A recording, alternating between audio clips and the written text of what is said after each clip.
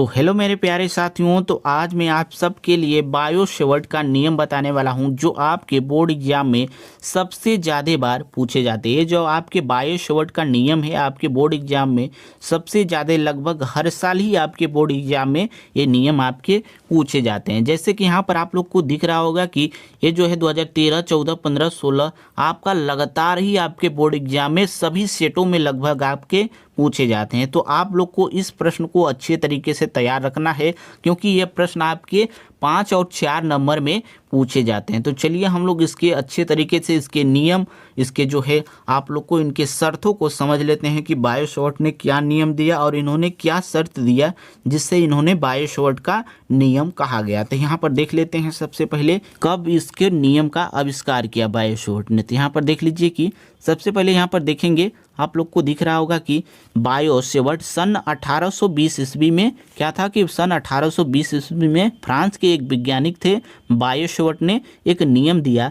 क्या नियम दिया आगे देखिए। यदि किसी धारावाही चालक तारों में धारा प्रवाहित की जाती है तो चालक तारों के चारों तरफ चुंबकीय क्षेत्र उत्पन्न हो जाता है।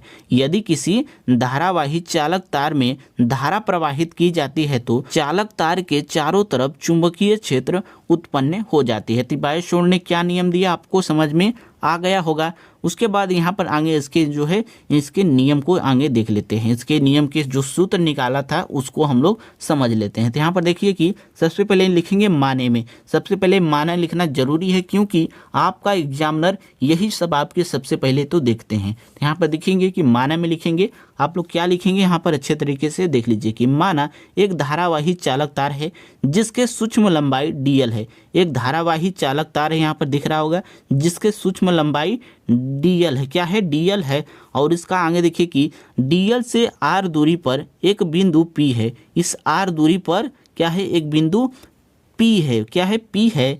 और यहाँ पर देखिए आगे कि जहाँ हमें चुंबकीय क्षेत्र की तीव्रता की गणना करनी है। जहाँ हमें चुंबकीय क्षेत्र की तीव्रता की गणना करनी है। तो यहाँ पर इनके निम्न शर्तों को देख लेते हैं। यह निम्न शर्तों पर निर्भर करता है। इनके जो नियम है कुछ शर्तों पर निर्भर करता है। तो आगे देख लेते हैं और इसका चित्र आप लोग जरूर बना दीजिएगा पेपर में। तो आगे देख लेते हैं इनके जो शर्त क्या थे यहाँ पर देख लीजिए। यहाँ पर देखिए कि इनके जो शर्त में पहला जो आता है क्या आता है यहाँ पर ध्यान से देखिए कि चालक में प्रवाहित धारा I के अनुक्रमानुपाती होता है। चालक में प्रवाहित धारा I के क्या होता है अनुक्रमानुपाती होता है। तो इसे समीकरण नंबर 1 मानेंगे। DB प्रोपोर्शनल I लगा देंगे क्योंकि अनुक्रमानुपाती है और इसे समीकरण नंबर 1 मान लेंगे। उसके बाद दूसरा इनका जो शर्त था कि चालक के सूक्ष्म लंबाई जो है dl के अनुक्रमानुपाती होता है। चालक के सूक्ष्म लंबाई dl के अनुक्रमानुपाती होता है। तो dB इक्वल टू प्रोपोर्शनल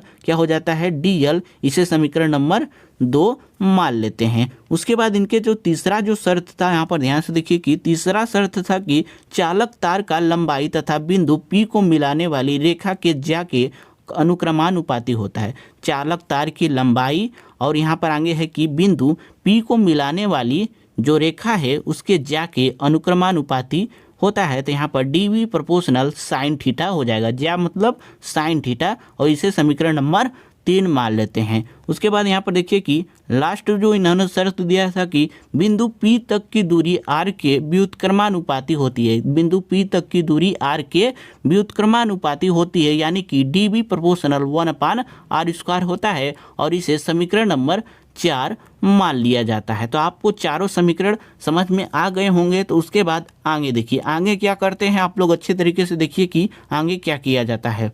आगे लिखेंगे कि चारों समीकरणों को मिलाने पर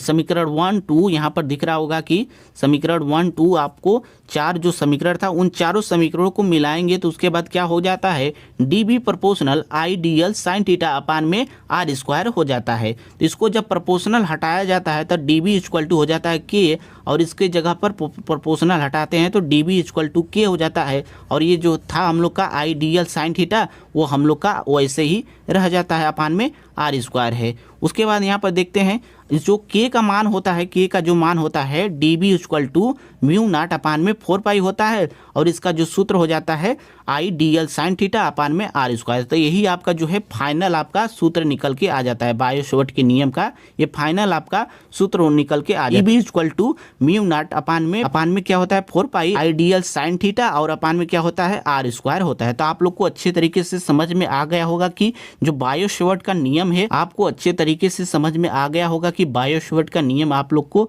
अच्छे तरीके से क्या है क्या नहीं, आपको अच्छे तरीके से समझ में आ गया होता है। इसका आप लोग स्क्रीनशॉट ले लीजिए, क्योंकि ये आपके बोर्ड एग्जाम में सबसे ज़्यादा बार पूछे जाने वाले हैं। तो आप लोग इसका स्क्रीनशॉट जरूर ले लीजिएगा, और मिलते हैं किसी ऐसे ही इंपॉर्टेंट टॉपिक के साथ किसी अगले वीडियो में।